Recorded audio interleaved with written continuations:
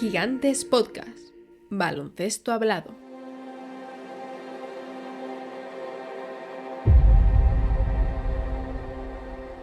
One of the hardest things to guard is when you're in a help position, specifically if you're the low man, and then you've got to close out onto a shooter. And you guys are playing with four shooters. You had us running around, and it was to the point where I'm like, yo, for us to get a stop, we basically have to have like 5 perfect closeouts. Oh, we had Steph briefly. Shot clock at 7. Here he is. Coming around again. Another 3! Just look at the movement. It's the movement to go with that heat seeker. He gets separation with the movement. It's so tough to defend. Esto es El Reverso, conducido por Gonzalo Vázquez y Andrés Monge. Buenas noches, Andrés. Muy buenas. Oye, la pasada temporada, más o menos en la segunda mitad de curso, cuando vimos pues una mayor tolerancia en los contactos y esa mayor permisividad arbitral, pues oye, creímos haber puesto fin al techo, al límite, a la curva del ataque. Qué inocentes fuimos. Qué felices nos las prometíamos. No, pero tú echas un vistazo actualmente, tras un cuarto de temporada, al rating ofensivo y hay una ligera regresión, más o menos en torno a los 2 puntos porcentuales en relación a los 2 últimos años. Pero claro, en lo que al principio activo del ataque se refiere, o sea, el triple, estamos en máximos históricos. 13.5 triples anotados por equipo, o sea, 27 por partido, más de 80 puntos. Andrés, esto es más del doble que hace 12 años.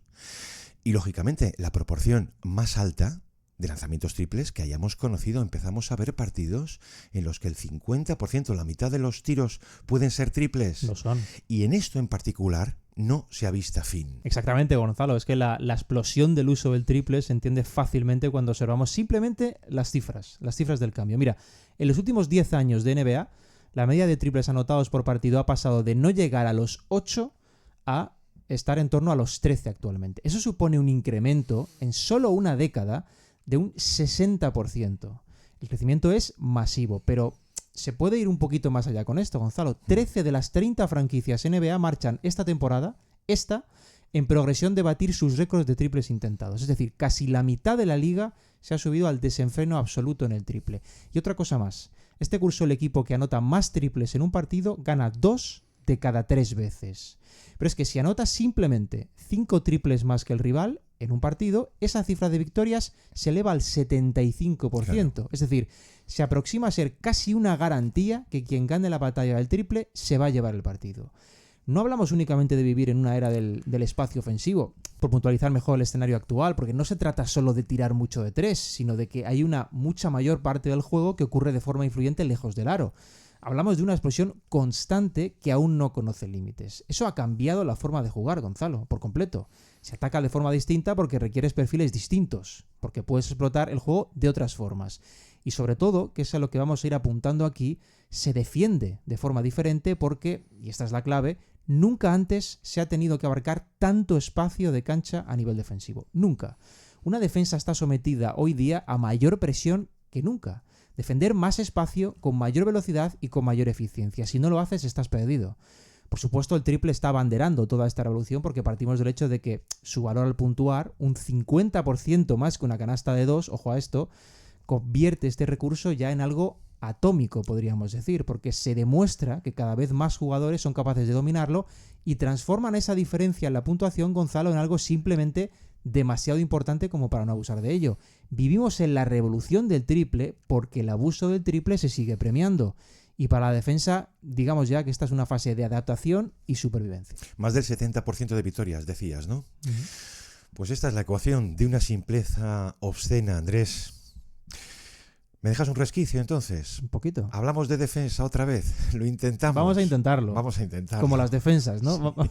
Es que lo hemos hecho más veces, sobre todo aquel programa 200, por la cifra redonda, que hablábamos de la impotencia defensiva y nos adentrábamos en, pues eso, en la desesperada respuesta a una explosión ofensiva sin precedentes. Y la temporada pasada también hicimos otro, titulado Ataque Penúltima Estación, en que veníamos a hacer pues un balance general al estado actual del juego, donde la defensa ha quedado pues muy atrás. Así que vamos a detenernos de nuevo, Andrés, en ese imposible, aunque vamos a hacerlo de otra manera. Eso sí, no vamos a ser demasiado optimistas, sino más bien vamos a estar doblegados por la realidad más poderosa de todas. Somos realistas. Tú le bobinas unos meses atrás, simplemente yendo a los playoffs del año pasado, cuando llevábamos 2 semanas, ya ha entrado el mes de mayo. Sí. Claro, tú notabas ese ligero descenso del ataque, del rating ofensivo, que es algo lógico en postemporada, sí. pero no en el principal discurso del juego, o sea, el triple. Te decía, dice, bueno, ya verás, como ahora en postemporada va a importar menos, ¿no? 8 décimas, es una traza despreciable. El foco del estrés defensivo seguía estando incluso en postemporada en la artillería exterior. Esto lo señalaba muy bien entonces Lou Murray cuando dice: este año se han batido todas las marcas al triple, empezando por el volumen de triples anotados por equipo, 12.8. De manera que el principal objetivo de la defensa sigue estando ahí. O sea, Andrés, en el mismo sitio. Entonces Murray hace un barrido de declaraciones y de respuestas a la pregunta tal vez más importante de todas, que es coger a los jugadores e ir preguntándoles, oye, ¿qué es lo que os supone? ¿Qué conlleva para vosotros defender esta oleada de triples? Y de todas las respuestas, pues iba a destacar una que le da Bam Adebayo cuando le dice: lo primero de todo, rezar para que no entren. Fíjate. Que es tan simbólica, tan reveladora, tan veraz, que la lleva al titular. Porque expresa mucho más de lo que parece. Porque, Andrés, esos triples es que van a ser lanzados. Y aquí incluso podemos emplear, pues fíjate, una imagen de un escenario de guerra moderna, porque no hay ningún sistema que neutralice el lanzamiento de una batería de misiles. Vamos, lo hay, nos meteríamos ya en otro terreno con el pulso electromagnético y demás. Pero toda la estrategia se entrega a los escudos defensivos que detengan o intercepten en el aire toda esa balística enemiga. Que en el baloncesto vendría a ser algo así como permitir el tapón. Y como eso en los lanzamientos triples, digamos en una fase avanzada del tiro de parábola, no es posible, pues a la defensa solo le quedan 2 recursos: neutralizar los lanzamientos o bien distorsionarlos. Y en términos reales, prácticos, solamente cabe lo segundo: incordiar, distorsionar esos tiros. Seguía Adebayo. Dice, ya no es suficiente con decir que en esta liga muchos jugadores pueden anotar triples, más bien pueden hacerlo prácticamente todos. Y no hablo de tiros abiertos, también complicados, claro, los contested, aquellos que están bien defendidos. Esto daría material para otro programa, cómo se han inmunizado los jugadores a los contested. Dice, a nosotros, a la defensa, solo nos queda la opción de dificultar esos tiros todo lo posible. Y añade, no sé cuánto de verdad puede haber hoy en día en eso de detener a alguien, de anular a un jugador atacante. Dice, es más fiable decir algo así como ponerle difícil cada tiro. Claro, Andrés, si tú tienes 5 tipos capaces de triple amenaza, es que solo al triple tienes 15 amenazas simultáneas, solo al triple. Entonces, ¿están las defensas obsesionadas con detener un único punto de ataque? No, y tal vez habría que empezar por aquí, porque están obsesionadas con el ataque entero. Exactamente. Mira, contaba LeBron en torno a eso, que es el rival que vaya haciendo durante el partido lo que te va dictando a qué debes prestar más o menos atención. Todo eso es lógico, ¿no? Pero que llega a un punto, reconocía el propio LeBron, en el que al máximo nivel directamente lo que haces es elegir el veneno, que es como decir elegir el dolor, porque el adversario ya controla todos los recursos y simplemente tú abres una puerta, una vía de agua, porque no vas a llegar a todo. El cambio en el juego que produce el triple desde su implantación es muy muy evidente, descongestiona la zona, abre otras opciones para castigar a la defensa. Lo que ocurre es que a medida que se ha ido entendiendo más y mejor cómo explotarlo, Gonzalo, a través sobre todo de la estadística avanzada de la productividad, el juego ha girado específicamente en torno a ello, se ha centrado. Eso se traduce también a nivel defensivo. Nunca ha sido tan complejo defender, nunca. Y fíjate que esto ha ido afectando también aspectos, pues como las faltas personales, podríamos decir que son consecuencias indirectas, Gonzalo. Las faltas, los tiros libres intentados, la cantidad de rebotes ofensivos es impresionantemente interesante lo que sucede en el rebote ofensivo. Casi todo esto está en mínimos históricos, Gonzalo, casi todo. ¿Por qué? Porque las defensas están muy condicionadas por tener que abarcar tanto espacio de forma tan precisa. Yo invitaría a cualquier oyente, Andrés, a lo más difícil, que es ponerse en el pellejo de cualquier entrenador, de cualquier cuerpo técnico, para tratar de sobrevivir en el actual ecosistema. Recordemos que hasta Popovich tuvo que tragar. Sí. Popovich ha estado 20 años. Claro, odiando el triple, y ahora estimula incluso los triples en Wembanyama. Es que no le queda otra opción. Oh, I still hate it. I'll never embrace it. I don't think it's basketball. I think it's like kind of like a circus sort of thing. Why don't we have a 5-point shot and a 7-point shot? Where does it stop? That sort of thing.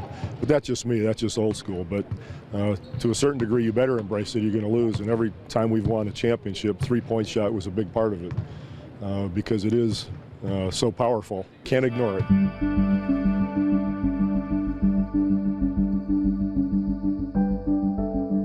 Fíjate, Andrés, que si vamos a tomar el ejemplo de los Nuggets, equipo campeón que ha completado todo el recorrido. ¿Cuál fue la última temporada que estuvieron ellos sin playoffs? En 2018, que suman 46 victorias. Cuando tú sumas 46 victorias y no te metes en playoffs, ya ves un poco el nivel de esa conferencia. En aquella temporada permiten a los rivales un 36.8% de acierto al triple, que era el más alto de la NBA, es decir, la peor defensa al triple. Y claro, ese verano, antes del inicio de la siguiente temporada, digamos que Malone y su cuerpo técnico se establecen como dos prioridades. Yo diría que una, que es reducir el porcentaje al triple, y como le queda un hueco, una calva en el encerado, viene a decir, aumentar el propio. Claro, es que esta es una exigencia innegociable, que es una tiranía teórica y práctica. Entonces, Malone decía, pudimos pasar todo el verano estudiando cómo reparar nuestra defensa al triple para pasar a convertirnos en un equipo de élite solo en ese aspecto. Y algo así está hoy muy por encima de cualquier plan de partido que yo pueda preparar. No es cosa nuestra, es de todos en todo partido a disputar.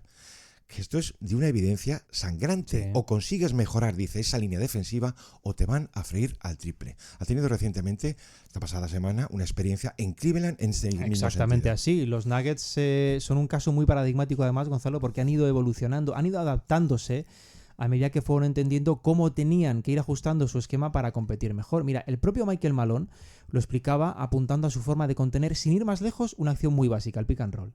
Y lo decía así, hace 20 años, en cada 2x2 los grandes podían ser menos agresivos, no salir tanto fuera. A medida que el uso del triple se ha incrementado, los equipos se fueron dando cuenta de que si querían limitarlos, tenían que usar a los grandes de otra forma. Es decir, debías defender el 2x2 de forma real y no especular. ¿Cuál es el problema de esto, Gonzalo? Lo que descubres dentro. Y lo reconocía también Malone, decía, pero eso exige que tu defensa al lado débil y las ayudas sean perfectas. Obliga a un esfuerzo permanente y versátil. Creo que condensaba esto realmente bien el asunto, porque si amenazan más fuera, tienes que salir con tu defensa hasta allí, pero luego tienes que recuperar todo ese espacio dentro y eso somete a los jugadores pues a una presión directamente insostenible, Gonzalo. Una grieta ahí y estás perdido. Acuérdate de lo que decíamos con Kenny Atkinson, con su obsesión por limitar los intentos del triple hace una semana. Es que tengo la impresión de que son continuaciones a los programas especiales que ya hemos dedicado a esto, porque siempre hay algún aspecto nuevo. Exacto. Oye, afortunadamente hay quien matiza, hay quien añade, Andrés, alguna diferencia formal. En la NBA, permíteme, más monolítica que uno haya conocido. Todavía quedan trazos de diferencias. Y no por ir de guay o de esnovista, sino porque tienen un punto de interés otro tipo de amenazas. Por ejemplo, Mark Daigneault, el técnico de los Thunder, que da ya tan por sentada la exigencia a sus jugadores de defender el anillo al triple, que prácticamente ha dejado de mencionar a las charlas prepartido. Claro. Y yo lo entiendo perfectamente. Tienes una charla de 30-35 minutos, no quieres emplear 10-12 minutos en repetir lo mismo de siempre. Lo mismo, exactamente. Que él, además, observa otras áreas de pista que demandan mucha más atención que esa trinchera abierta. Dice Daigneault, esta liga es actualmente una batalla al triple, no lo voy a negar. Pero para nosotros, el volumen de tiros libres puede importar más. Las bandejas pueden importar más. Los puntos en transición pueden importar más. Y así con tres áreas que a mi juicio superan en eficiencia al triple. Esto tiene su interés. Muchísimo. Por el margen de error. Y definen a los Thunder. Donde una mayoría te dice, a ver, es que van a acertar el 35% de triples. No, a lo mejor hay un técnico que dice, más del 65% de ellos no van a entrar.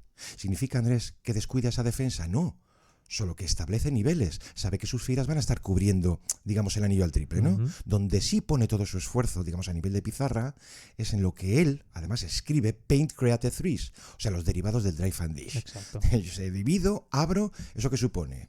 Supone un triple cuando está rota la defensa abierto y da un titular diciendo no todos los triples son iguales, lo cual es cierto.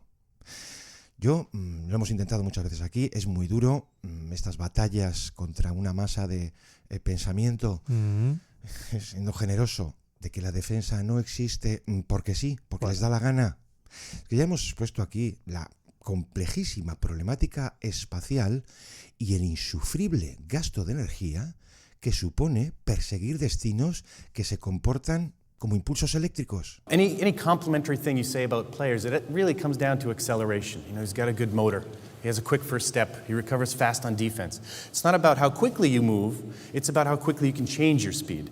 That's a burst of energy. Got a strong first step. He's accelerating, going from 0 up very quickly. But there's another kind of acceleration, the negative acceleration. That's a guy who's running really fast and then stops, right? Why is he stopping? He's setting a pick. What I'm really interested in is the change in speeds, the bursts of speeds, those critical points when people change speeds.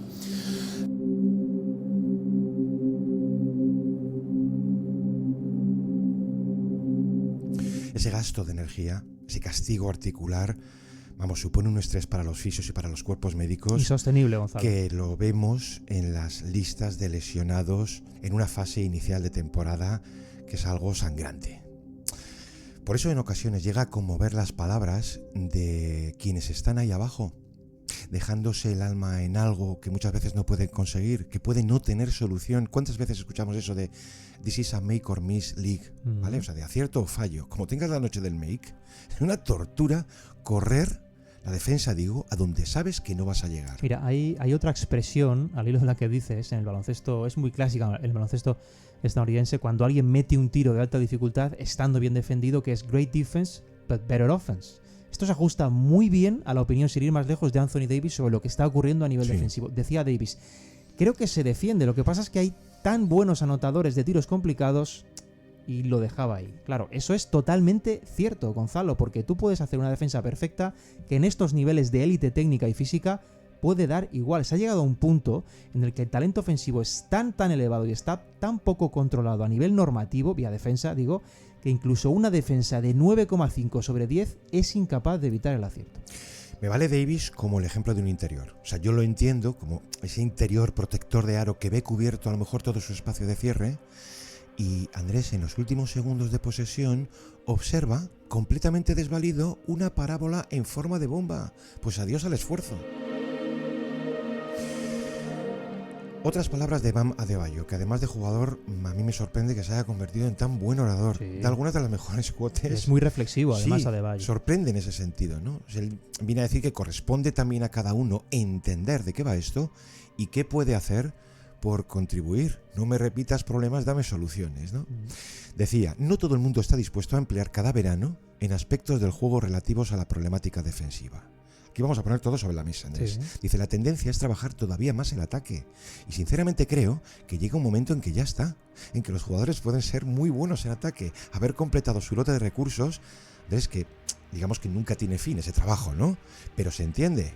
¿Te lo vas a pedir a Harden que emplee su verano en ataque? No. O sea, el trabajo de Harden ya tiene que ser de mantenimiento.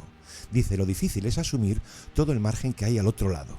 No descartar nunca un trabajo que si lo haces bien puede dar resultado.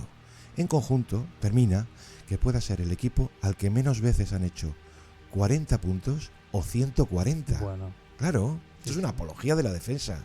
This year he's got 22 points, 6 triples, and the Heat get the ball right back with a 22-point lead. Tyler, again and again. He's got 5 triples in the...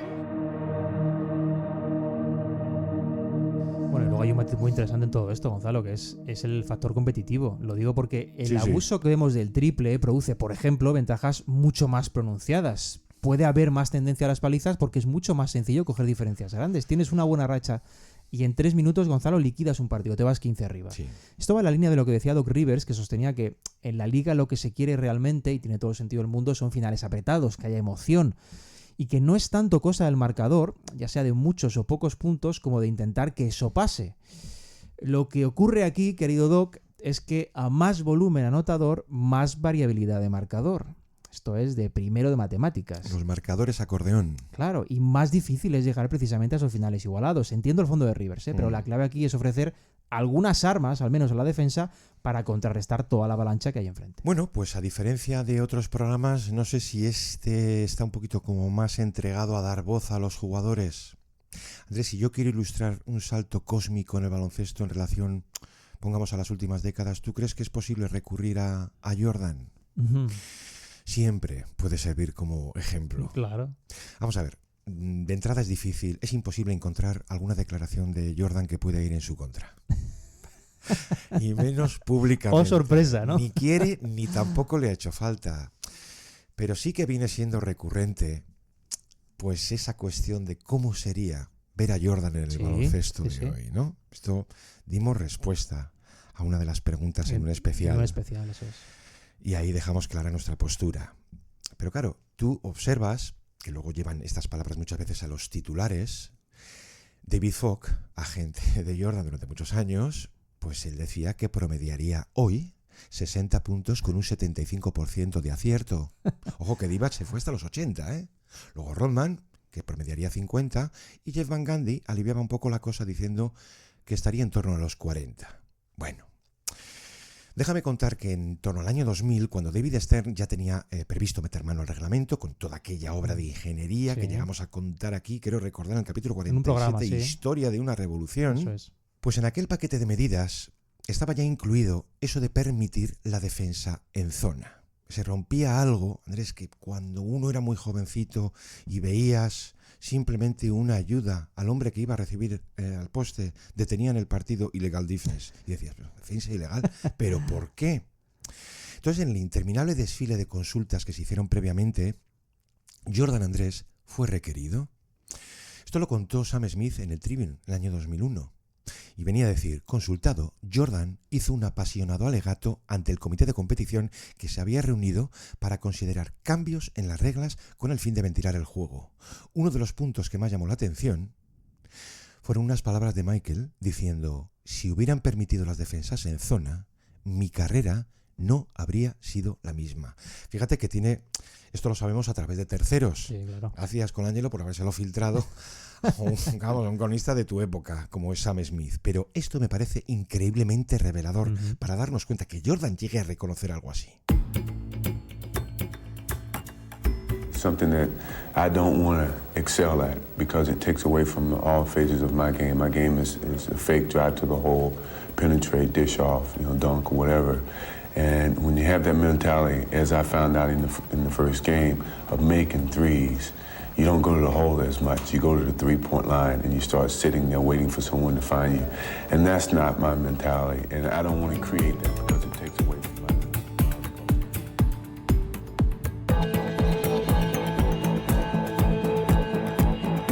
Por eso creemos que la experiencia de los jugadores es un libro abierto, el principal de todos.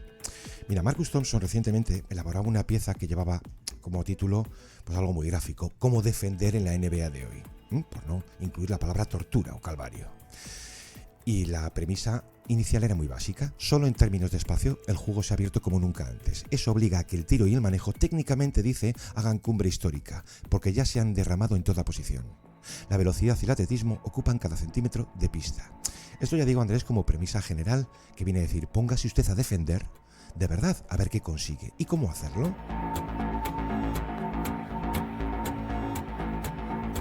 Digamos que hay jugadores de éxito. Un ejemplo de ellos, de dejarse la piel en la pista, Alex Caruso. Cuando le preguntan, él dice, lo primero de todo, pues sí, es agotador. Andrés, que es una tarea que no goza de pausas ni te garantiza que pueda funcionar. Pero dice, es parte de tu trabajo, va vinculado a tu tarea ahí dentro. La clave puede estar en causar en el atacante el mismo agotamiento, convertirse, Andrés, en una sombra. Por eso muchos de nosotros terminamos en el suelo. Solo tienes que aceptarlo como parte de tu obligación.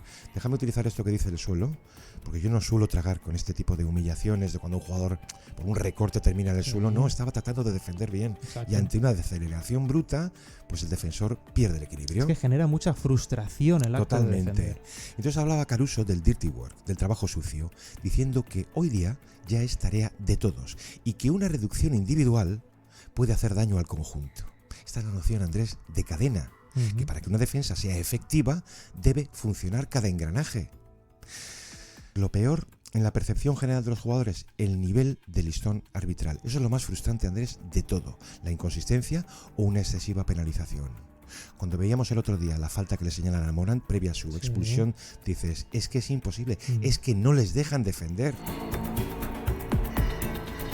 Entonces lo que buscan hoy los equipos son jugadores capaces de encajar en un sistema defensivo coral, o sea que sean rápidos en el reculaje, en el desplazamiento para las ayudas, etc. Y en segundo lugar, actuar como stoppers en los aclarados, que es el no hunting, cuando vemos cómo están yendo a por este jugador. Evitar el mismatch. Exacto.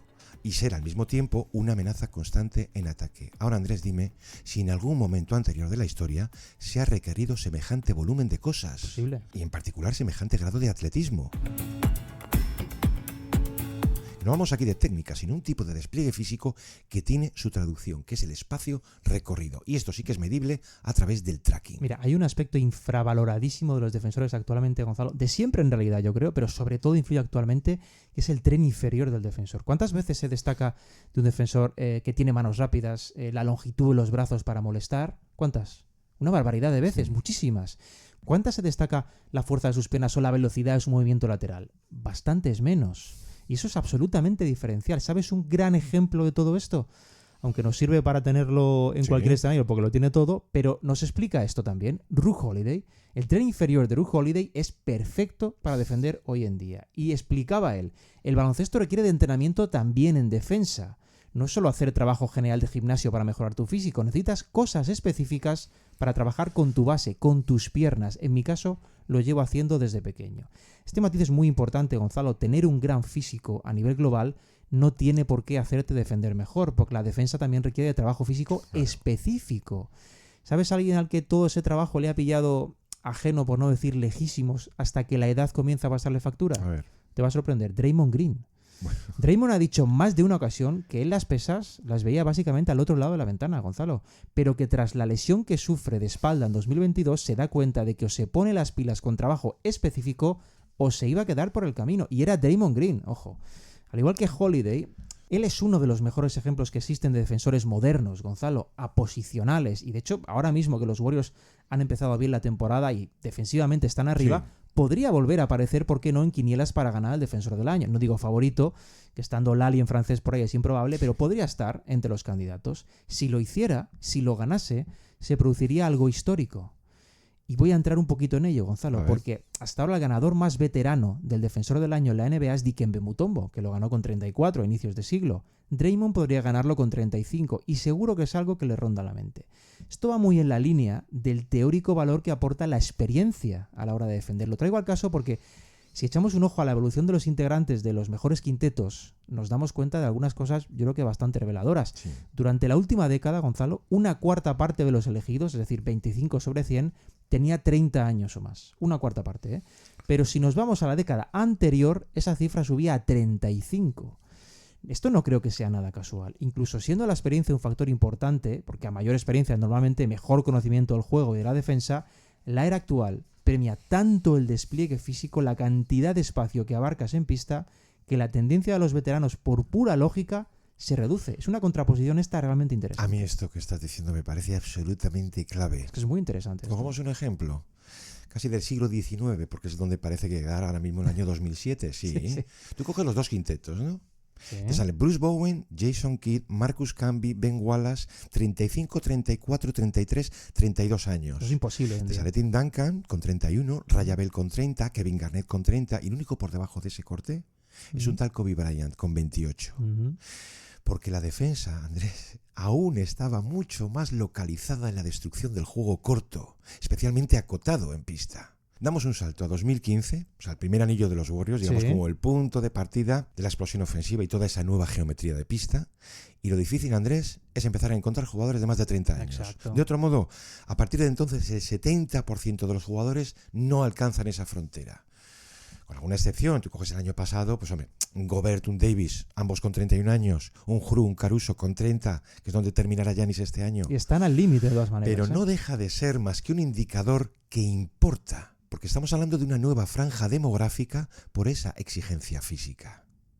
¿Dónde puede concentrarse ahora su mayor grado? Desde luego que al perímetro, donde quemar las piernas sin límite alguno. Y así vemos los ejemplos en Derrick White, Josh Hart, Caldwell Pope, Wiggins, Norman Powell, Chris Dunn, Jalen Sachs, Ross O'Neal, Gary Payton. Dice un autor, ellos son los nuevos soldados, el soldado total que actúa como principal enemigo de esta absurdamente tiránica oleada ofensiva.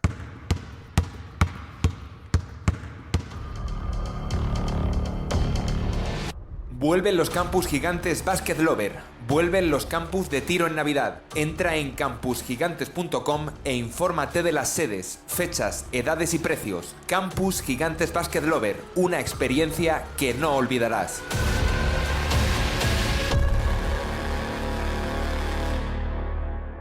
Muchas veces decimos eso de que la experiencia es un grado, y en defensa esto puede ser aún más poderoso, puede ser el termómetro entero, porque si tú no quieres dejarte la piel o la vida corriendo para nada, tienes que anticipar seguramente la lectura defensiva, qué es lo que van a hacer, a qué lado va a inclinarse cada ataque, qué cierre elegir.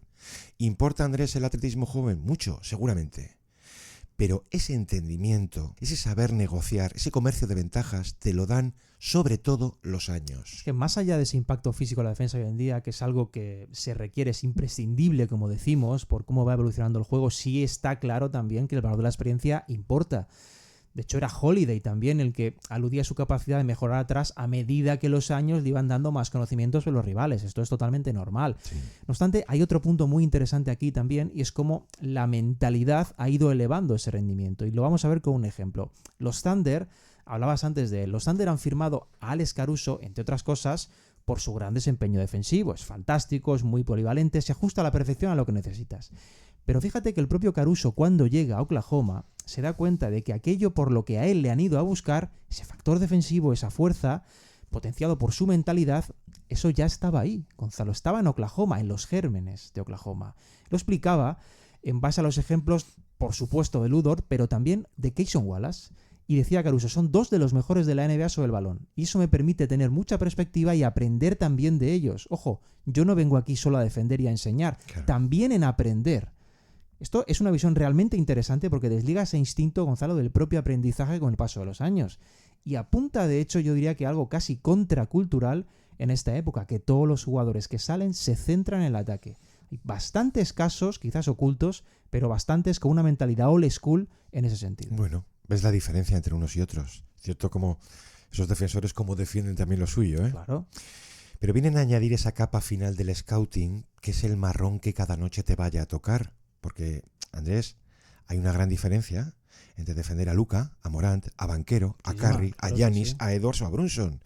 El calvario que suponía hasta hace bien poco marcar a los full hunters, a los cazadores de faltas tipo Harden o tipo Trae Young, Embiid al interior, no es necesariamente el jugador que sí que te vaya a rentar tu acción defensiva con faltas. Ponte a defender a Shai. Por eso decía Aldrich en su momento, no está pagado, no lo estará nunca. Esto lo decía Aldrich, sabes que se lo dijo Kevin Garnett. Claro. Pero como señala un ejecutivo del oeste, hasta puede ser de justicia denunciar que un jugador de élite en ataque que resta algo en defensa reciba más dinero que un jugador de élite en defensa que reste algo en ataque. Brillante. Oh my goodness! The Minister of Defense closing it out at the end of the third quarter. What a stretch by Jonathan Isaac. He's got this place going.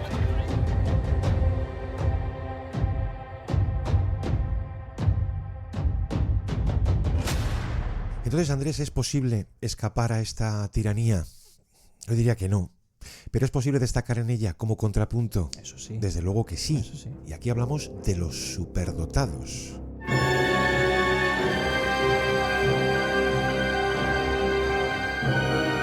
Tanto por maestría como por anatomía. Y vamos a explicar precisamente eso a través de dos extremos, un pequeño y un grande.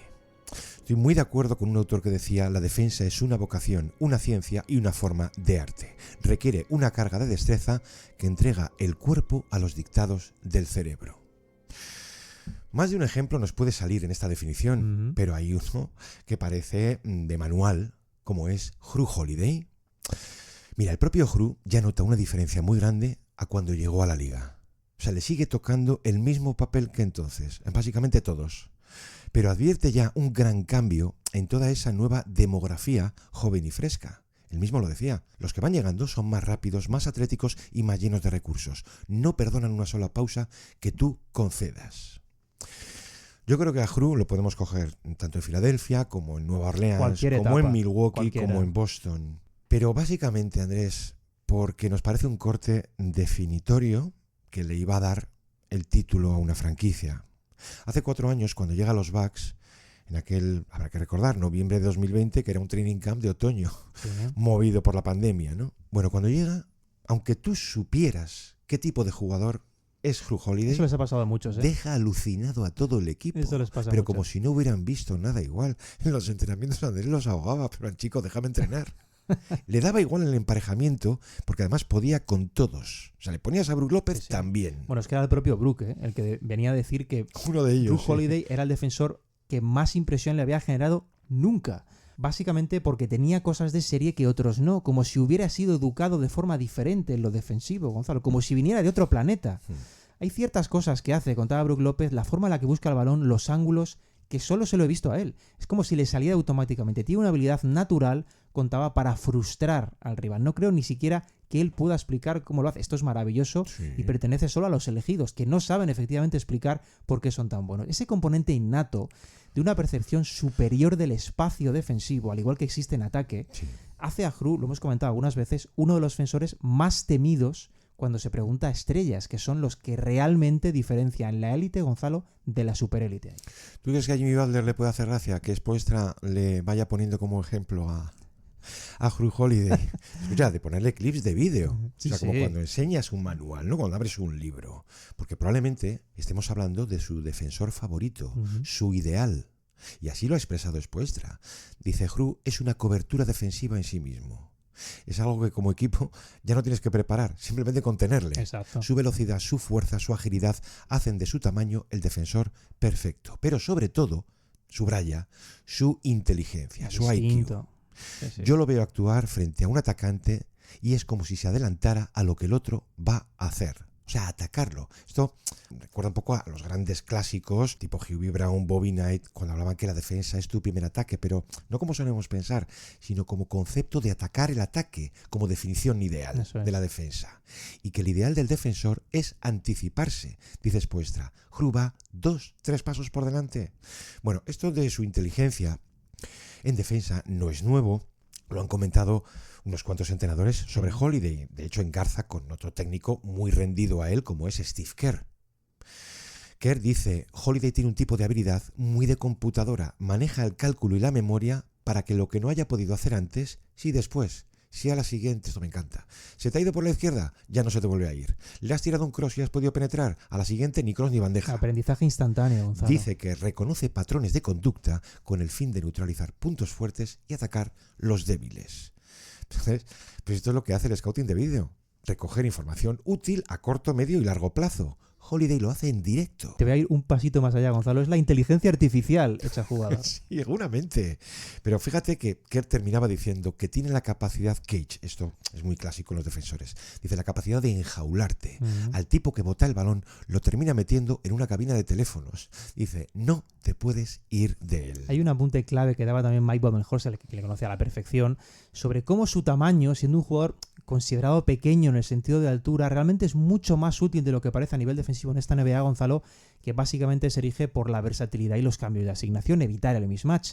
Donde mucha gente decía Mike Budenholzer, puede ver un mismatch, hay veces que para el defensor pequeño no lo es. Porque si tiene un centro de gravedad bajo, es fuerte y amenaza el balón, es mucho más difícil de lo que parece atacarle. Estaba definiendo a Jrue Holiday, Gonzalo. Y creo que puntualizando todo este aspecto con bastante razón. Lo que pasa es que seguramente Budenholzer normaliza eso cuando tiene precisamente a Holiday, pero yo diría que no es tan habitual. No hay tantísimos jugadores que soporten asignaciones, por ejemplo, cerca del aro, con gente mucho más grande. Necesitas un perfil físico y defensivo muy particular. No sé, Marcus Smart, el Kyle Lowry de plenitud, eran jugadores que efectivamente te convertían lo que parecía un mismatch en una defensa más. Pero no es tan común. De hecho, por eso se le sigue llamando mismatch, Gonzalo, por la clara ventaja que genera al ataque al guard. Otro, Mike Malone, dice lo mismo, su mayor encanto está en medirse a tipos que no son de su tamaño, sino desear hacerlo a perfiles, dice, como LeBron, como Durant. ¿Por qué, Andrés? Porque no se ve más pequeño que ellos. Que es la gran sobrada que ha manejado siempre un Marcus Smart. Dice, él no siente una desventaja, no cuando tu fuego competitivo simplemente te lleva a luchar. Claro, cuando le han preguntado a él, Andrés, que es un enfermito de la modestia, pues de verdad, dice, bueno, mi envergadura ayuda. Es cierto, tiene una envergadura superior a los 2 metros, dice, pero yo trato de utilizar las manos. Trata de utilizarlas, Andrés. Es que si todos defendieran como él... Le falta decir, no soy tan bueno, en realidad. Ninguno de nosotros añoraría un regreso, una ampliación del handchecking, porque su uso de manos es magistral. Y eso, además decías del instinto, además del talento, eso sí que lleva trabajo. Y luego es que no hay que subestimar un aspecto, Gonzalo, que igual pasa desapercibido. Cuando sufres un mismatch, tú puedes entrenar el mismatch. Holiday ha contado muchas veces que él desde joven, desde pequeño, solía entrenar eso, el mismatch, y después con sus entrenadores personales. Es decir, no es algo que deje al azar. Oye, tengo un problema. No, eso lo entreno antes para no tener el problema. Hay ciertos ejercicios, decía Holiday, de nuevo de tren inferior, ciertas pautas a la hora de cómo posicionarse, cuándo ser agresivo, que se entrena. Todo eso es lo que acaba convirtiendo a Holiday en una especie de gurú defensivo, que lo es. Pero ojo, no lo decimos nosotros porque nos guste. Si Andre Iguodala, que es uno de los grandes paradigmas de la defensa de nueva era en la NBA, y que por cierto coincide con él a inicios de carrera, le bendice, ¿qué vamos a decir nosotros, Gonzalo? Es el mejor defensor de la liga, así de simple, decía Andre Iguodala, de toda esta era y uno de los mejores de siempre. Bueno, es evidente que para lo que representa el juego actual, lo es. En otras décadas, con otra normativa, con otro juego, podría premiarse más el tamaño bruto, Gonzalo, pero Iguodala hacía referencia al pack completo, a la versatilidad, al físico, al instinto, a la técnica que la tiene. Por cierto que Holiday, cuando le sacan el nombre de Iguodala, siempre recuerda lo exigente hasta lo cruel que era con él, la de veces que le gritaba, que le corregía para que aprendiera, parece que le salió bien, ¿eh? Y no olvida concretamente un concepto que después ha sabido llevar él mismo al arte maestro, que es la solidez, en el sentido de no caer demasiado en riesgos que no pudiera asumir. Es preferible, contaba Iguodala, ser sólido a rendir con picos. Iguodala, ahora que lo dices, también le pegaba 4 gritos a Vucevic en el vestuario y se le quedaba la misma cara inexpresiva que tiene hoy. Pero mira, Iguodala, para él, por ejemplo, en cuanto a troco inferior, él reconoce no haber visto a nadie más fuerte que Jrue. Exacto. Que es esa impresión en defensa que hemos hablado alguna vez de muro, de chocar contra un muro, que es aquello pues que tanto trabajaba PJ Tucker. Pero que lo dice Iguodala, Gonzalo, que es un auténtico animal. Sí, sí. O sea, por ejemplo, en el tema de la contención de pecho es un poco así, pero todo eso depende de esa fuerza del tronco inferior, que es el desconcierto que decía sentir también pues un Marcus Smart al defender a Kawhi, que cuando posteando Kawhi trataba de contenerle y notaba que el cuerpo empujaba y lo sentía como una roca. Hubo una explicación que me gustó mucho, Gonzalo, cuando Iggy le definía como un talento generacional a nivel defensivo. Y digo que me gusta porque es muy sencillo entenderlo visualmente. Lo explicaba él, decía, en las finales contra los Suns podía defender a Paul o a Booker, que son bastante distintos, pero igualmente es capaz de limitar a Kyrie, a Curry o a Durant. Y eso es lo que le hace tan especial. Yo creo que esa es la gran diferencia, Gonzalo, lo que verdaderamente le separa de muchos otros grandes defensores. Es un jugador élite en cada aspecto defensivo que imagines, sobre el balón y lejos de él. Pero es que además lo es ante perfiles muy distintos en cuanto a características físicas y técnicas. Que Durant, que es seguramente el anotador más dotado de siempre por suma de recursos, le tengan el número 1 de jugadores que peor se lo han hecho pasar, creo que no es nada casual. Es el ejemplo a seguir a la hora de defender en lo que conocemos como baloncesto hoy en día. Rick Carlisle says go. Nembhard drives into the paint, knocked away and stolen by Holiday. Siakam trying to get him, and he fouled him with 1.1.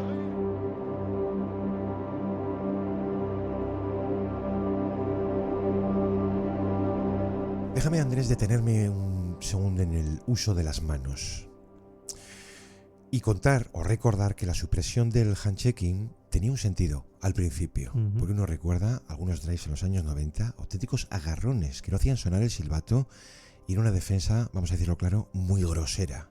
El problema ha terminado siendo que su evolución, su interpretación, ha terminado penalizando el contacto, pero todo contacto, Andrés, es cierto, con las faltas por caricias, por soplos.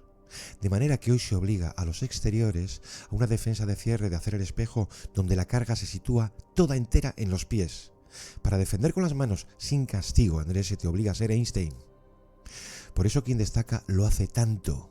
Destaca un Dyson Daniels, o un Isaac, o un Jrue Holiday, sobre todo con el balón a media o a baja altura. Por encima de la cabeza ya está Derrick White, para colocar los tapones. Decía un amigo recientemente, ¿no?, cuando veía estos dos de los Celtics, ¿por qué no hacen todos lo mismo? ¿Por qué no defienden así? Perdona, porque no pueden. Es imposible, porque no pueden. Es que cuando decimos que mucho de esto depende de la voluntad, Andrés, vamos a reconocerlo, hay mucha voluntad torpe. Igual que hay talentos en ataque, los hay en defensa. Exactamente. Y mientras el ataque se ha democratizado a niveles, pues sí, de depósito lleno que ya no cabe una gota más, al defensor se le exige un nivel equivalente.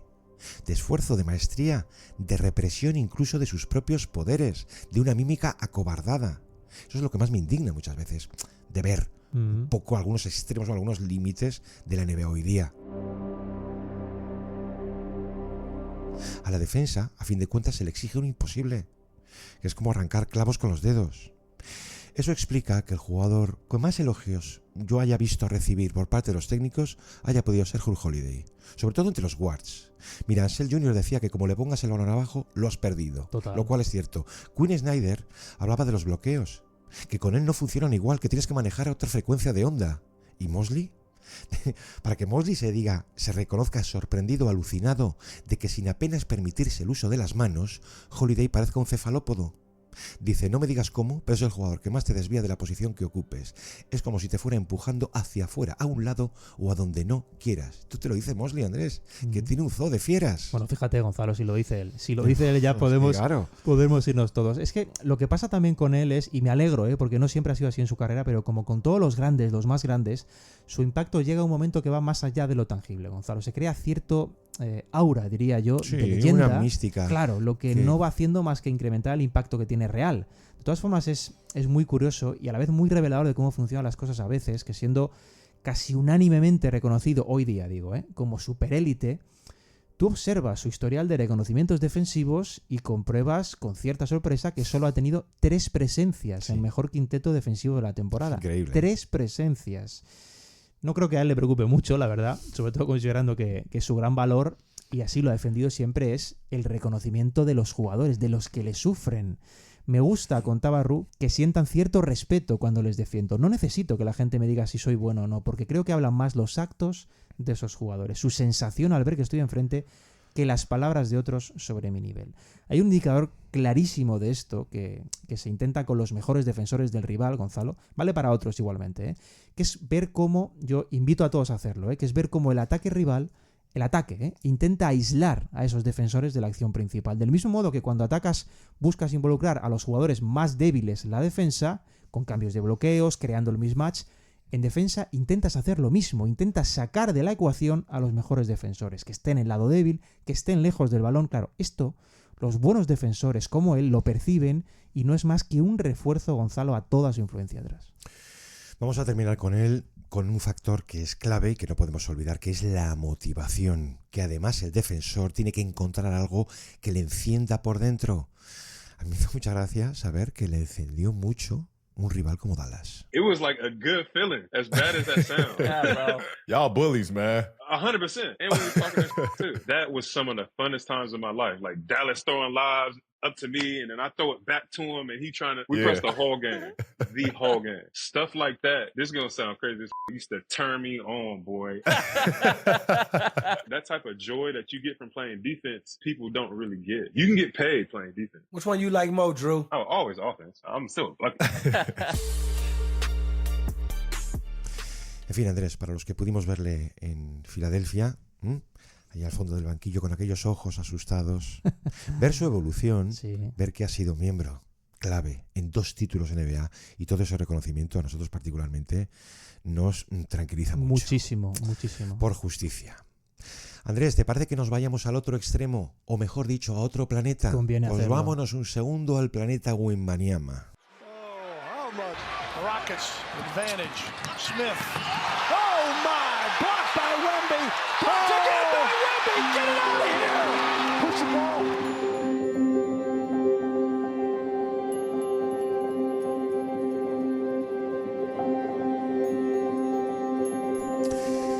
A ver, el año pasado, Andrés, empezó a hacerse familiar, o sea, viral, el llamado Wemby Effect. El efecto Wemby, que venía a ser algo así como ese abrumador volumen de inhibiciones de ataque que su presencia provoca. O sea, el pánico al lanzar con Wemby a distancia de tapón, la distorsión y renuncia al tiro. Una cobertura espacial que nadie sabe bien dónde empieza ni dónde acaba. Y vamos a decir que en la era de la Big Data, ese temor, ese miedo, no es computable. Pues es que además, en su caso digo, hay que rebobinar mucho para encontrar algún paralelismo cercano.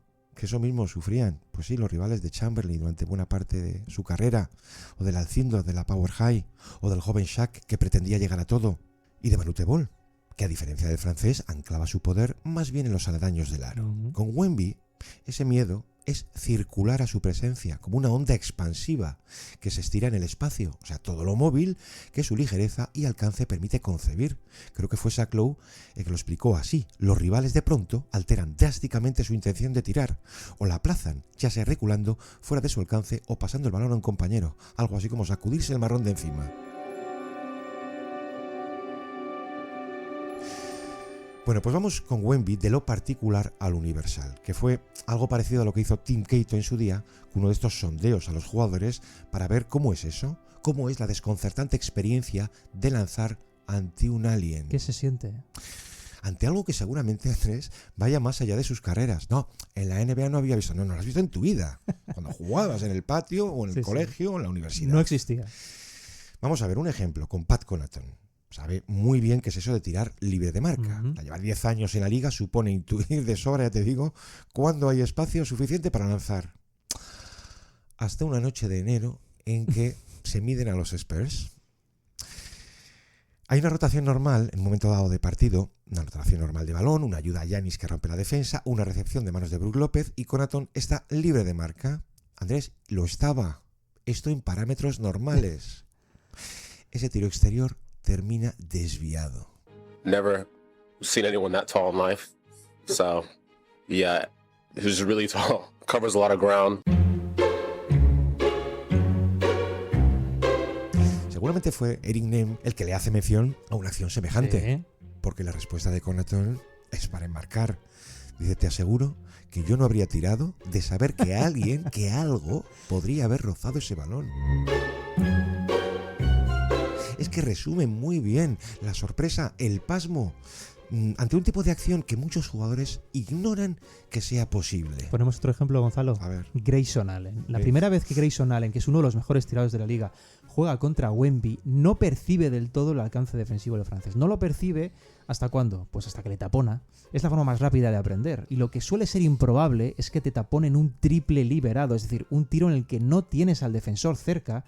Eso sucede con Wembanyama. Ahí es donde él te hace pensar, cambiar la noción de qué es estar solo. Porque lo que entendías hasta ahora, igual ya no te sirve con él. Que podríamos seguir, porque a fin de cuentas, hoy día ya hay decenas de ejemplos de experiencias así. Cada partido. El punto es aquello que decíamos en aquel programa que hicimos la pasada temporada por él. Todo el lenguaje grandioso que traía consigo tiene al final su explicación en detalles así, que más que detalles, toda una fenomenología nueva. His every move a testament to his boundless potential. But what truly sets him apart?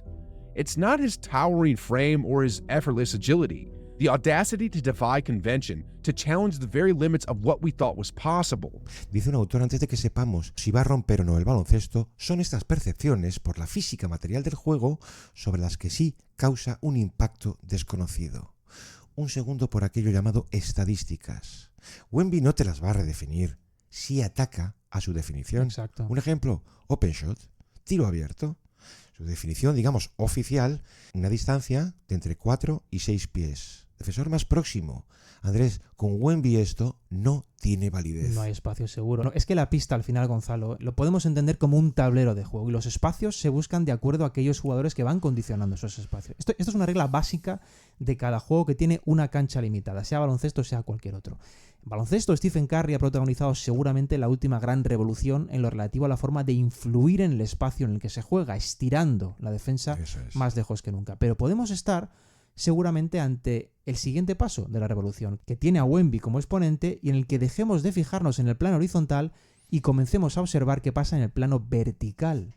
Esto rompe las reglas de nuevo, Gonzalo, porque esto va en la línea del entendimiento de que el mejor tiro posible que busca cada equipo no tiene fondo, sino formas. El tiro que busca siempre cada equipo, esto lo explicó más de una vez Greg Popovich, no es ni el triple ni la bandeja, no es nada de eso. El tiro que busca cada equipo es el tiro liberado. El que tenga el lanzador completamente solo, un lanzador competente, se entiende.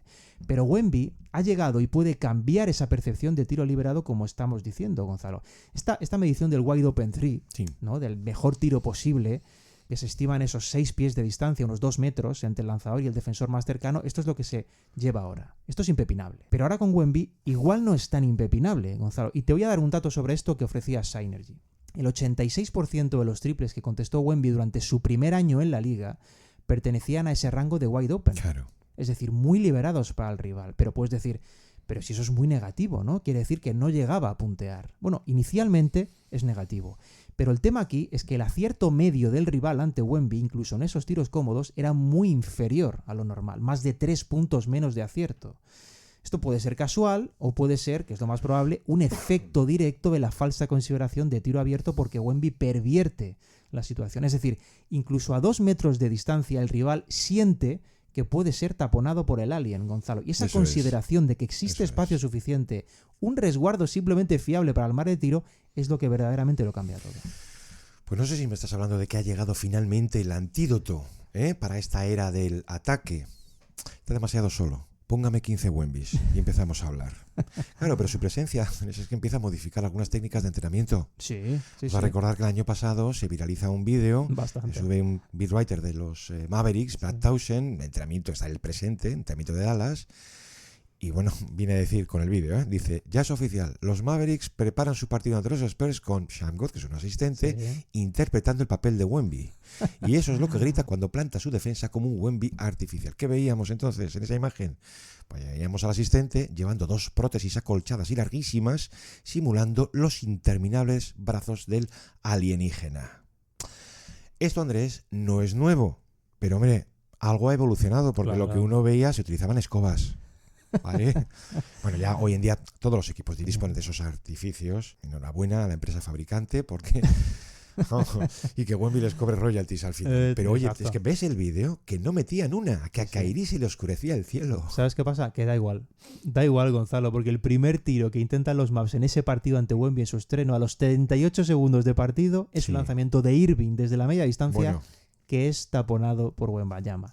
Era como una broma cruel del destino, Gonzalo, como diciendo, en el futuro no vais a tener escapatoria. Pero si además remata, que yo dice, sí he notado tener más atención al posicionamiento del tiro, si está por ahí. Es que a mí esto me parece la clave. Sí.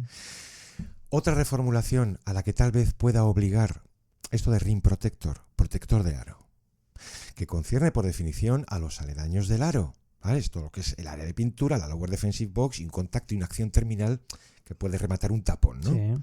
¿Cuál es el rango de Wemby en esa protección, Andrés? Just had the turnover. Guarded by Wemby. Filipowski. No way! No way against Wemby. But given to Collins. Collins. Wemby with another block. Back-to-back Wemby blocks. Keldon Johnson.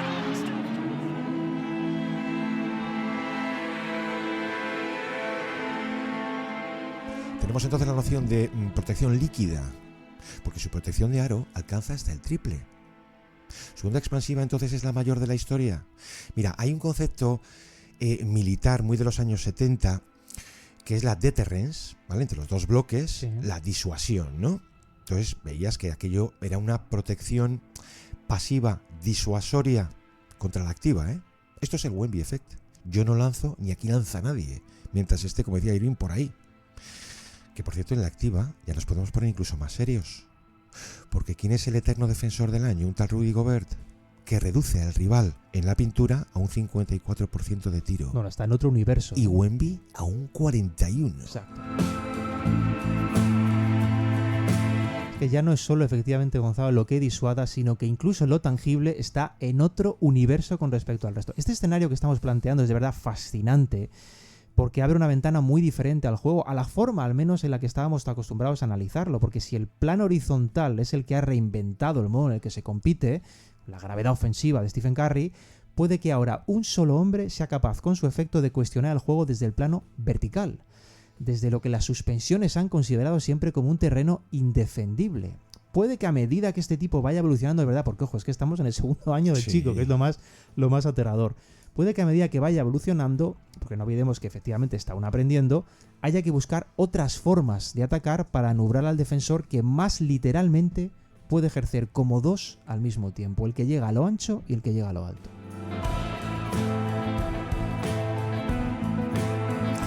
Pues Andrés, hemos tenido que recurrir, por darle otro color a estos programas defensivos, otra capa de pintura a dos superhéroes, como contrapunto a la mayor, a la peor realidad de todas, que la defensa recordemos, es hoy en día un marrón asfixiante, agotador y un casi imposible sostenido. No, al final el baloncesto, Gonzalo, tiende a ser cíclico en según qué cosas, pero yo creo que lo más seductor de este juego puede que sea la capacidad de que tiene para ir pisando terreno inexplorado. Claro.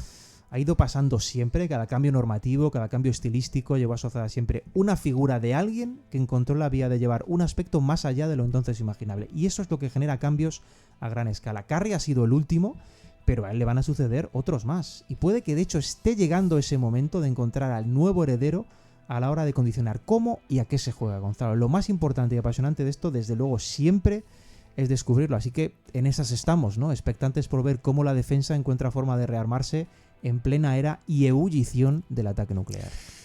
Claro que cuando llegan los playoffs todo el ecosistema cambia drásticamente, empezando por la interpretación del reglamento. La frontera arbitral, el listón está mucho más alto, el esfuerzo más concentrado, la presión ambiental mucho mayor. Pero cuando tú echas un vistazo a la temporada regular, a esos más de 1.200 partidos, hay que reconocer que el físico se resiente mucho a nivel articular. Lo que vemos hoy en día con esas lesiones de las que muchas veces muy poco sabemos porque no vemos una fractura. Exacto. Es a nivel muscular. Esto concede un mérito mucho mayor a esos equipos, a esos modelos que atenúan el poder del ataque y a los jugadores, sobre todo a los jugadores, mucho más. Larga vida a esos jugadores, a esos esquemas y a esos planteamientos que están compitiendo indefensos, Gonzalo, ante la nueva realidad, ante la implacable realidad. Pero como siempre nos gusta pensar, siempre hay un poquito de esperanza y un poquito de margen al otro lado, aunque sea tirando de superhéroes. Indefensos nos vamos a quedar nosotros en breve con la llegada de las Navidades. Hay que tragar con todo. Eso sí que es imposible de defender. Andrés, muchísimas gracias. Un placer. Una semana más, como a todos vosotros, por estar al otro lado. Nos escuchamos aquí el próximo lunes en El Reverso. Un abrazo. Hasta entonces.